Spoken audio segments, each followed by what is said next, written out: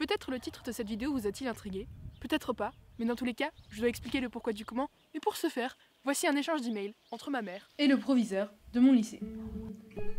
Nous comprenons qu'il est problématique, de votre point de vue, d'arrêter l'option espagnole en cours d'année, mais nous vous demandons de comprendre aussi qu'il est difficile d'accepter en première de perdre 3 heures par semaine. Il n'est pas possible de se désinscrire d'une option en cours d'année. Ma fille est lassée d'enchaîner les heures qui ne servent à rien. Bien que très déçue de ne pas pouvoir progresser en espagnol à cause de professeurs incompétents, elle préférerait utiliser son temps de façon plus constructive. Votre fille peut tout à fait abandonner l'option espagnole en terminale. Merci pour votre compréhension. Au-delà du fait que ma mère est un peu iconique, vous aurez surtout retenu que mon lycée m'a pas laissé arrêter l'option espagnole. Alors, j'ai tout simplement cessé de me rendre au cours d'espagnol et de cette façon, j'ai résolu le problème de la perte de temps. Cependant, celui de la langue me restait sur les bras. Du coup, j'ai tout simplement décidé de lire un livre dans une langue que je ne comprends pas. Enfin, pas encore. Isabel Allende, Mi País Inventado. Voilà à quoi j'ai décidé de m'attaquer. En vérité, ce bouquin n'est qu'un tremplin que je souhaite exploiter pour dérouler une réflexion sur l'apprentissage des langues en général. Du coup, j'ai divisé mon livre en 3 sections qui correspondront aux 3 idées que j'ai envie de transmettre aujourd'hui, idées qui seront à chaque fois introduites par un petit follow-up de comment ma lecture de chaque section se passe. Parce qu'il faut pas oublier que c'est un livre en espagnol. Quand même. J'ai fini ma lecture de la première section de ce livre, c'est-à-dire que j'en suis à la page 77 et ça se passe très bien. Alors évidemment, il doit y avoir une certaine profondeur aux choses que je lis que je n'enregistre pas, mais ce que j'essaie de dire, c'est que le sens littéral des mots, je le saisis.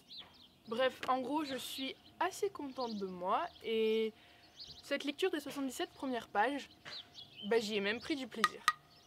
Pour commencer, je pense que c'est nécessaire d'expliquer mon lien avec les langues de manière à comprendre pourquoi je les aime bien, au juste. L'histoire est assez simple.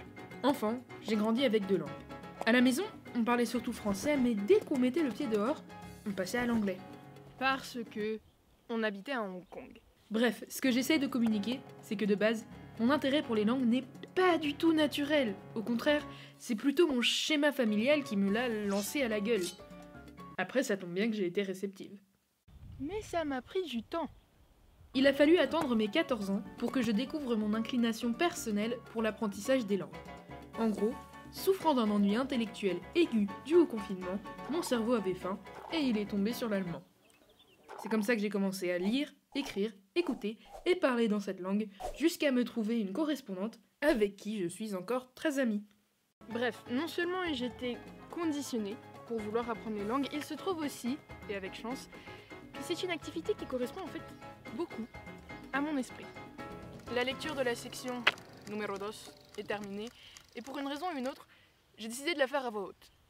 Au final, c'était pas trop mal comme choix parce que ça m'a permis de me rendre compte que niveau fluidité et débit des paroles, c'était pas trop ça. Il faut savoir que mes skills d'allemand, c'est pas du tout grâce à l'école que je les ai acquis. Loin de là même, puisque pas un prof d'allemand stable n'a daigné pointer le bout de son nez lors de mes 4 années au collège. De toute façon, c'était pas une grande perte, puisque je suis d'avis que l'enseignement strictement scolaire d'une langue, ça sert à rien. Du coup, je suis pas trop déçue d'avoir abandonné les cours d'espagnol. D'ailleurs, c'est pas l'espagnol que j'ai abandonné, c'est bien les cours d'espagnol. Tout ça pour dire que je ne crois pas en l'efficacité ni en la pertinence d'une transmission scolaire de la langue. Mais attention, je ne suis pas en train de dire qu'on devrait arrêter d'apprendre les langues à l'école. Évidemment que c'est important de s'ouvrir aux autres cultures, et c'est bien là ce qu'on fait à l'école. Le seul souci, c'est qu'on prétend y apprendre une langue, alors qu'en vérité, on vient de le dire, on ne fait que s'y ouvrir à cette langue. Et oui, connaître une liste de 280 verbes irréguliers, c'est pas parler allemand, c'est savoir ce que c'est.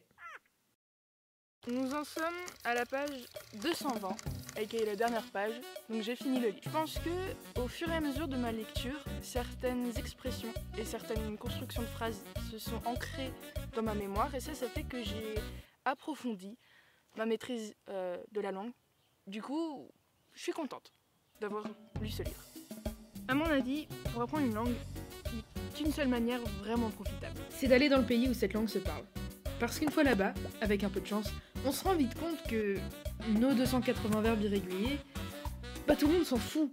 Et c'est justement cette réalisation qui va enfin nous permettre de maîtriser la langue qu'on souhaite parler, au lieu de simplement la connaître. Pour faire simple, apprendre une langue, c'est d'abord comprendre qu'on n'y arrivera jamais. On le sait, le langage évolue constamment. En ce sens, c'est pas quelque chose de solide qu'on peut juste attraper puis utiliser. Au contraire, une langue, c'est fluide, et du coup, il y aura toujours une goutte qui nous échappera. Le truc, c'est qu'il faut être conscient de ça pour pouvoir accéder à la langue elle-même. Ce que je veux dire, c'est que si tu t'acharnes à préserver toutes les gouttes d'une langue, certes, tu en auras une connaissance très fine, seulement tu la parleras pas. Parce que il y a une incompatibilité logique dans le fait de vouloir appliquer des règles figées à quelque chose d'insaisissable. À part l'aspect purement linguistique, sur lequel je me suis concentrée tout au long de cette vidéo, c'était un bon livre. Mais c'était un livre particulier. Donc, si vous voulez le lire, il faut s'attendre à un mix déroutant entre l'imagination et la réalité. Mais d'où le titre, en fait. Et c'est ce qui le rend intéressant. Pour terminer sur une touche comique, sachez que malgré ma haine contre l'apprentissage des langues à l'école, l'année prochaine, je continue l'espagnol. L'idée c'est que si j'ai un prof de merde, j'arrête de venir en cours.